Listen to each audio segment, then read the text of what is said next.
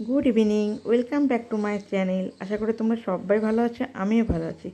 আজকে হচ্ছে 3 জানুয়ারি, এখন 8:30 মতো বাজে। আর আজকে হচ্ছে বাপির জন্মদিন, মানে আমার শ্বশুরমশাইয়ের বার্থডে। তো আজকে সকাল থেকেই জানতাম যে বাপির বার্থডে, তো আমি আর বর মিলে প্ল্যান করেছিলাম যে রাত্রে একটা কেক নিয়ে এসে বাপিকে দিয়ে কাটাবো।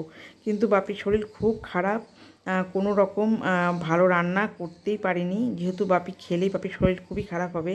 সেজন্য কোনো রকমে তেল ছাড়া সবজি আর কাঁচকলা দিয়ে মাছের ঝোল সেই বাপি খেয়েছে। আমাদেরও তাই খেতে হয়েছে, কারণ আমি যদি কোনো ভালো কিছু রান্না করি তো বাপিকে না দিয়ে খেতে পারবো না। ওই জন্য কোনো কিছু বাড়িতে আমি রান্নাই করিনি।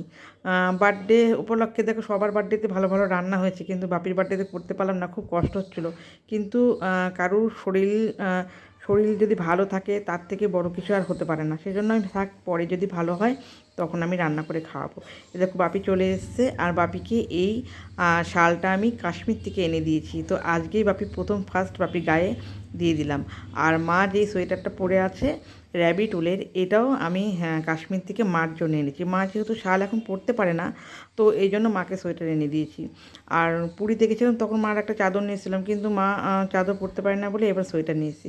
আর মা দেখো ঘুমিয়ে পড়ছে। তোমরা তো সবাই জানো যে মার শরীর খুবই খারাপ হয়েছিল, যার জন্য আমি কোনো ব্লগও দিতে পারি না, ব্লগ বানাতেও পারি না। তো কতদিন পর আজকে আমি এই বার্থডের ভিডিওটা দিতে পারছি, কারণ আমি একদমই সময় পাচ্ছি না। আর মার শরীরটা এতটা খারাপ, অনেকটা সময় আমাকে মাকে দিতে হয়, ওই জন্য কোনো রকম ভিডিও করতে পারছি না। যদি ভিডিও করেও রাখি, সেই ভিডিওটা এডিট করে যে আমি ছাড়বো সেই সময়টাও আমি পাই না।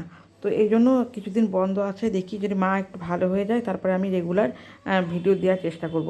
আর 1 বছর যেহেতু পেরিয়ে গেছে, জানো যে 1 বছর পেরিয়ে গেলে কি হয়, তার জন্য সত্যি কথা বলতে ভিডিও করার যে এনার্জি, যে ইচ্ছা, সেটা অনেকটাই আমার কমে গেছে। তো খুব খারাপও লাগছে যে এত কষ্ট করে এতদিন প্রত্যেকটা দিন ভিডিও দেওয়ার পরে আজকে এই অবস্থা হয়েছে চ্যানেলটা। তো কিছু করার নেই, সব ভালো থাকলে আমি আবার চেষ্টা করব প্রতিদিন রেগুলার ভিডিও দেওয়ার জন্য। তো চলো, বাপিকে এখানে মেয়ে কেক কাটাচ্ছে।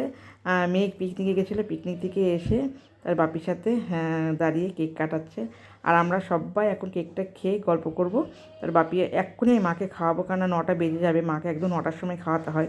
মাকে খাইয়ে বাপিকে খেতে দিয়ে তারপর আমরা খেয়ে আমরা ঘুমোতে যাব।